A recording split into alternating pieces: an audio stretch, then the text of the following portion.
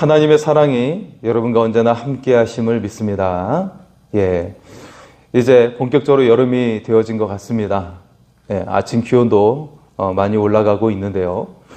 이때 여러분 하나님께서 은혜를 더욱더 베풀어 주셔서 강건한 삶이 되시고 평안을 누리시기를 소원합니다. 혹시 여러분 이런 경험이 있으신가요? 길을 가고 있다가 지폐가 땅에 떨어져 있는 거예요. 그럴 때 여러분 어떻게 반응을 하시겠습니까?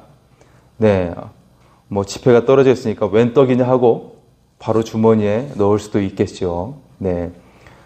지갑이라고 한다면 한국 사람들은 보통 경찰서에 갖다 주거나 우체통에 넣어서 그 주인에게 돌아갈 수 있도록 보통 그렇게 하는데, 지폐가 떨어졌을 경우에는 주인이 누구라고 단정할 수 없기 때문에 이것은 큰 금액이 아니면 주어도 크게 법적으로 아무런 문제가 없다고 그러죠. 어쨌든 그 지폐를 보고 보통은 웬 떡이냐 그렇게 생각을 할 수 있을 거예요. 오늘 성경에는 그와 같은 상황에서 매우 신실하게 대처했던 인물이 등장하고 있습니다. 우리도 삶에 있어서 선택의 순간들이 많이 찾아와요. 이처럼 어떨 결에 돈이 주어지기도 하고 이제 그런 좋은 일이 생길 수도 있고 때로는 나쁜 일이 생길 수도 있는데, 그런 순간에 우리가 선택의 순간이 주어집니다. 이때 우리가 어떤 자세로 반응하느냐가 굉장히 중요하겠죠. 오늘 성경에 등장하는 인물은 매우 하나님께 신실하게 대처했던 인물이 등장하고 있습니다. 사무엘 하의 말씀을 계속 나누고 있습니다. 이제 사울은 죽었고 이스라엘은 왕이 없게 되었어요. 사실 사무엘서의 시작은 왕정시대로서의 시작을 알고 있는 말씀이죠. 그런데 지금 이제 사울이 죽음으로 말미암아 이스라엘의 왕이 없어지게 되었습니다. 이제 이스라엘 백성들은 누구를 바라보게 되었을까요? 물론 가장 유력한 사람이 다윗이었지만 그럼에도 불구하고 당시의 사람들은 아직 남아있는 사울의 후손들을 바라보았어요. 그리고 사울의 후손들 가운데 가장 물망에 차오르는 사람을 선택하고자 했던 것이죠. 하지만 성경은 다윗이 하나님께서 지명한 왕이 계승자라고 분명히 말씀하고 있어요. 한 나라에 두 집안의 세력이 공존하고 있기 때문에 이 나라에 이 문제의 앙금이 남아있는 그런 상황이었어요. 마치 우리가 셰익스피어의 그 비극의 작품 가운데 로미오와 줄리엣을 보면 두 집안의 싸움으로 말미암아 이 연인이 희생이 되었던 그런 비극적인 내용이지 않습니까? 이처럼 다윗이 이스라엘의 왕이 되기 위해서는 넘어야 할 험난한 산이 있었던 것이죠. 그 산은 바로 사울의 집안을 넘어서야 하는, 극복해야 하는 그런 상황이었습니다. 비록 사울은 죽었지만 다윗은 여전히 이스라엘로 돌아가지 못하고 블레셋 지역의 세글랏에 머물러 있었어요. 그나마 그가 기댈 언덕이라며 유다 지파가 있었죠. 그에 비해 사울의 군대 장관인 아브넬은 꼭두각시 왕을 내세워서 이스라엘 전체에 영향력을 행사하고 있었습니다. 다윗은 우선 사울의 집안을 중심으로 형성된 북쪽 세력을 최선을 다해 끌어안고자 했어요. 그들을 품고자 했던 것이죠. 4절에서 7절에 보면 길라 야베스 사람들이 등장하는데, 그들이 사울 왕이 죽었을 때 사울과 그의 아들들의 시체를 거두어 장례를 치루었어요. 다윗은 이들이 행한 소식을 들었던 것이죠. 그래서 이들에게 어떤 그 선행을 칭찬하면서 앞으로도 자신을 통해 그와 같은 은혜가 임하게 될 것이라는 말을 하면서 그들에게 어떤 상을 베풀겠다라는 말을 아미시에 주었습니다. 이런 다윗의 태도는 어떻게 보면 정치적으로 수완이 탁월한 것으로 볼 수도 있죠. 하지만 그것보다도 다윗이 관용과 포용으로 문제의 실타래를 하나씩 풀어가고자 하는 그런 중요한 의미를 보여주고 있다는 것이죠. 예, 다윗의 자세가 이것을 겉모습과 속마음이 다름으로 어떤 정치적인 모습으로 행하는 그런 것이 아니라 그의 그 마음 중심으로 그들을 끌어안고자 하는 그런 마음이 그 속에 있었다라는 것입니다. 자, 1절의 말씀을 보면요. 그 후에 다윗이 여호와께 여쭈어 이르되 내가 유다 한 성읍으로 올라가리이까? 여호와께서 이르시되 올라가라. 다윗이 아뢰되 어디로 가리이까? 이르시되 헤브론으로 갈지니라. 다윗은 사울의 죽음으로 이스라엘 왕의 자리를 탐낼 수도 있었어요. 네, 빨리 그 세력을 장악해서 이스라엘 왕의 자리로 차지하고자 하는 그런 일도 행할 수도 있었겠죠. 그러나 다윗은 그가 행했던 일은 매우 신실한 선택을 하고 있었다는 것이죠. 실제로 다윗이 왕이 될 가능성이 가장 컸지만 자신의 판단으로 한 것이 아니라 하나님의 뜻을 먼저 구했다는 것입니다. 이것이 굉장히 다윗에게 있어 매우 중요한 점이죠. 여러분, 만약에 이스라엘 가장 최고의 왕이 된 다윗처럼 여러분도 중요한 사람이 되고 여러분의 인생이 좀 더 견고히 서고 또 아름다운 그런 인생이 되기를 원한다면 다윗의 모습을 본받을 수 있기를 원합니다. 자신의 뜻을 먼저 추구하는 자가 아니라 하나님의 뜻을 먼저 구해야 한다는 것이죠. 이것이 바로 다윗의 모습이었어요. 1절에 등장하는 여쭈다라는 이 말은 히브리어 샤알이라는 단어인데 하나님의 인도를 구하고 하나님의 조언과 하나님의 지혜를 구할 때 쓰이는 단어입니다. 다윗은 위기의 상황을 만날 때 어디로 가야 하는지 하나님께 먼저 여쭈어 보았어요. 사실 다윗은 전쟁의 경험도 많았고 또 그가 군대 장관으로도 있었기 때문에 사회적인 그런 경험도 많았기 때문에 어떤 상황이 있을 때 어떻게 대처해야 하는지 누구보다도 잘 알고 있었던 사람이었죠. 예, 그럼에도 불구하고 그는 무엇보다 하나님의 뜻을 먼저 구했다는 것입니다. 여러분은 어떻습니까? 인생에서 급하게 중요한 결정을 내려야 할 때가 우리에게는 있어요. 그때 여러분은 어떻게 하셨습니까? 돈이 급하게 되면 자신의 모든 자원을 동원해서 스스로 문제를 해결하려고 하지는 않았습니까? 은행에 최대한 대출을 받고 혹은 지인들에게 돈을 꾸어서 이 재정 문제를 해결하려고 하는 그런 모습을 취하고 있지는 않았는지, 그리고 문제가 생겼을 때 여러분 어떻게 했는지 스스로에게 물어보아야 합니다. 자녀들의 미래에 대해서 야, 공부 열심히 해 라고 하면서 공부에 매달리게 하고, 그리고 직장을 구할 때 연봉을 계산해서 가장 높은 연봉을 제공하는 곳에 가끔 주일에 출근할지라도 그런 곳으로 가라고 하지는 않았는지, 또 결혼 대상자를 구할 때 외적인 스펙만 생각하고 혹은 그 함께 한평생을 함께할 배우자를 구하고 있지는 않았는지. 사실 유명한 사람들을 보면 그런 스펙을 따라 결혼을 하죠. 하지만 그들의 결혼 생활을 보면 그렇게 행복한가라는 모습으로 비춰지지 않다는 것을 가끔 보게 됩니다. 전부가 아니라 가끔 본다는 것이죠. 네.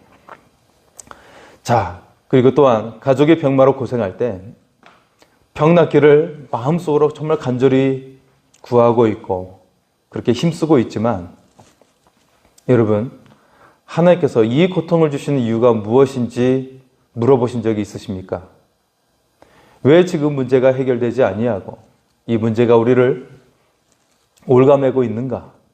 그것에 대해서 하나님의 뜻을 먼저 구하지는 않았습니까?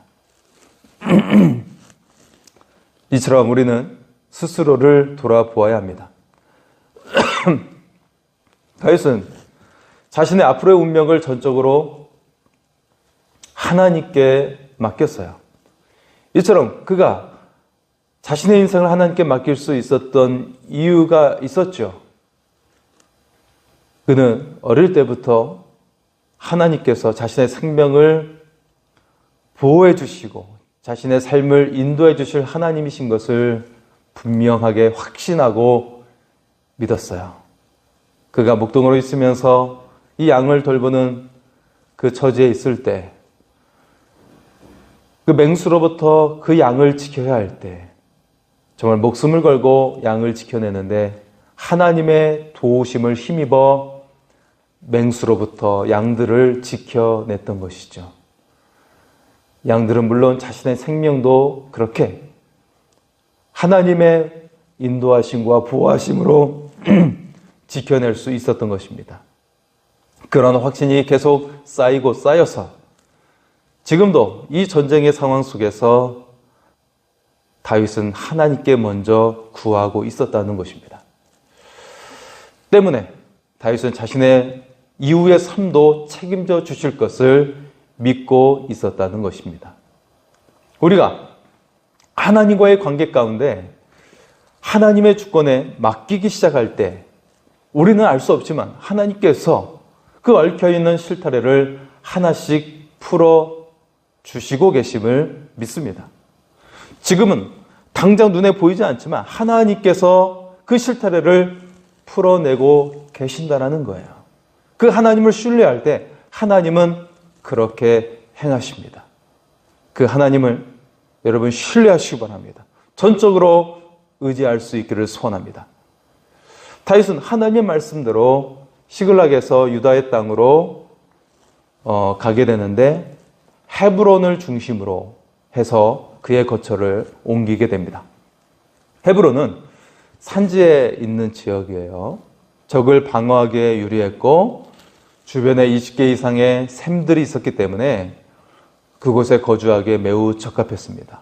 네, 고지대이고 그리고 천혜의 요새로 만들어져 있고 샘들이 많이 있었기 때문에 거주하는 데 아주 굉장히 좋은 조건을 가지고 있었죠. 이스라엘 역사상 가장 위대한 왕으로 추앙받은 다윗은 그가 먼저 있었던 곳이 작은 언덕으로 보여지는 헤브론이라고 하는 지역이었어요. 작은 도시 헤브론에서 유다 지파의 왕으로 출발을 했던 것이죠. 또한 오랜 타국 생활을 마치고 유다 땅으로 돌아와 다시 한번 왕으로서 기름 부음을 받게 되었습니다.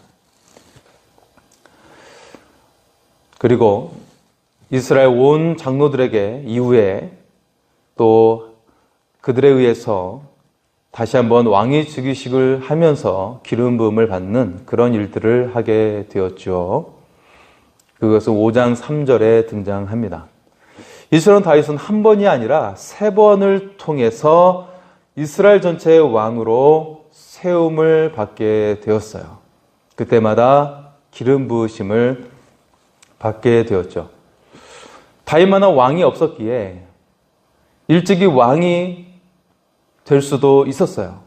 그러나 하나님은 수많은 환경과 상황을 통해 다윗으로 하여금 연단의 기간을 갖게 하셨던 것입니다. 그를 더욱더 다듬어 가시고 성장시키시며 큰 그릇으로 그를 만들어 가고 계셨다는 거예요. 여러분, 때때로 정말 일이 안 되고 정말 뭔가 보일 것 같은데 보이지 않고 하지만 계속해서 정말 연약하고 그 작은 지위를 맡으면서 그 속에서 오랜 동안 시간이 지체된 것처럼 느껴질 때가 있으셨습니까? 그럴 때일수록 한결같이 하나님을 신뢰하며 나갈 때 다윗처럼 하나님께서 그를 결국에 들어 올려주시고 하나님께 귀하게 쓰임받는 자로 세워주실 줄 믿습니다. 다윗은 그 수많은 어려움 속에서 정말 도망자의 신세를 보내고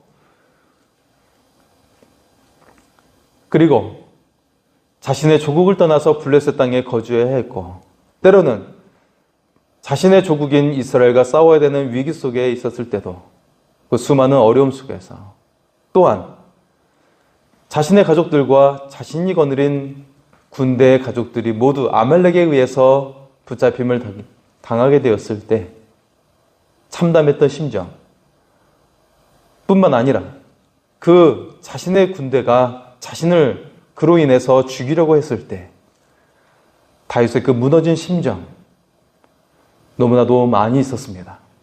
하지만 그럼에도 불구하고 한결같이 하나님을 의지했던 것이죠. 그럴 때 하나님께서는 그에게 용기를 주셨고 그리고 그 모든 것을 이길 수 있는 힘과 그리고 하나님의 인도하심으로 그를 올려주시고 계셨다라는 것입니다. 여러분도 그 하나님을 신실하게 의지할 수 있기를 소원합니다. 하나님께서 행하실 일을 기대하면서 믿음으로 하나님을 붙잡고 나갈 수 있기를 소원합니다.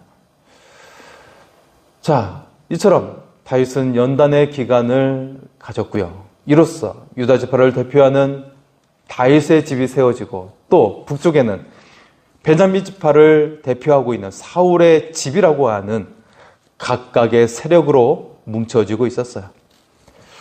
이후 7년간 다윗은 유다의 왕으로 있으면서 사울의 잔재 세력과 내란을 치러야 했죠. 계속된 전쟁이 있게 되었습니다. 하나님은 이 기간을 통해 다윗을 더욱 다듬으시고 성장시키게 하셨습니다.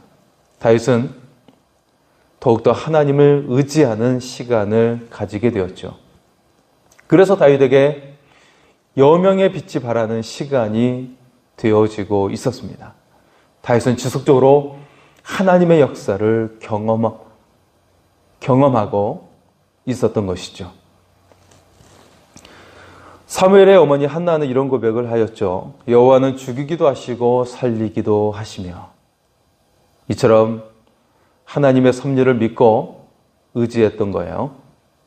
자, 여러분, 사무엘이 레위 사람이 아닌데도 불구하고 제사장이 될 수 있었어요. 그리고 엘리의 조상들에게 주어졌던 하나님의 영원한 제사장권이 그의 시대에 와서 해지가 되었고 사무엘이 제사장으로서의 사명을 감당했어요. 레위 지파가 아니었는데 이 또한 하나님의 주권을 보여주고 있는 것입니다. 엘리와 사무엘이 공통점을 지니고 있는데 그것은 바로 자녀를 제대로 키우지 못했다라는 것이죠. 자녀들에게 하나님의 신앙을 제대로 교육하지 못했어요. 그러나 사무엘은 무사했고 엘리는 무시무시한 심판을 받게 되었죠. 여러분, 다윗을 인간적으로 생각할 때는 결코 사울보다 더 나은 사람은 아니었어요. 어떤 조건이랄지 갖추고 있는 것들 그리고 그가 행했던 일들을 봤을 때 사실 사울보다 더 나은 것은 아니었습니다. 다윗이 큰 죄를 지었음에도 불구하고 다윗은 하나님의 축복을 받았고 사울은 하나님께 버림을 받았어요. 그 죄질을 생각하면 사울보다 다윗이 그 죄질이 더 나빴었죠. 하지만 그럼에도 이런 결과가 있게 된 이유는 이 모든 것이 또 하나님의 주권으로 설명되어집니다. 하지만 또 한편으로 다윗은 언제나 그 모든 순간에 잘했을 때도 잘못했을 때도 하나님께 돌아와 부르짖고 하나님을 의지했고 또 하나님께 회개하며 회복되어지기를 간구했던 그의 모습을 볼 수가 있습니다. 여러분, 사무엘상과 하의 말씀을 우리가 계속 나누면서 사무엘서는 우리에게 뚜렷하게 보여주고 있는 메시지가 있어요. 그것은 바로 하나님의 주권을 매우 흥미진진하게 인물들을 통해 보여주고 있다는 것입니다. 다윗은 이러한 하나님의 주권에 자신의 몸을 던진 사람이었어요. 다윗이 2번이나 사울을 죽일 수 있는 기회가 있었죠. 사울은 당시에 하나님께 범죄하였고 버림을 받았기 때문에 사실 사울을 죽일 수 있는 기회에 그를 내리쳐도 괜찮았어요. 주변 사람들도 이것은 하나님께서 주신 기회라고 그렇게 부추기까지 했었죠. 그러나 다윗은 끝까지 사울을 죽이는 것을 거부했어요. 뿐만 아니라 부하들에게도 사울의 목숨을 노리지 못하게 하였죠. 여기서 중요한 점은 다윗이 하나님의 주권에 대한 신뢰와 확신을 중요하게 여겼다라는 것입니다. 다윗은 하나님의 주권을 신뢰하였고 하나님이 행하실 일을 확신하고 있었다라는 거예요. 다윗은 생각했어요. 왕에게 기름을 부어주신 분은 하나님이시기 때문에 또 그를 다루실 분 또한 하나님이시다라고 하는 확신을 가지고 있었던 것이죠. 다윗은 자신의 운명을 철저하게 하나님께 맡겼어요. 그리고 그분의 처분을 기다리고 있었지요. 만일 다윗이 사울을 죽였다면 어떻게 되었을까요? 사울의 잔재 세력은 물론 이스라엘 전체 백성들이 다윗을 받아들이기는커녕 왕을 죽인 반역자라고 역적이라고 대하지 않았겠습니까? 다윗에 대하여 마음의 문을 열지 않았을 겁니다.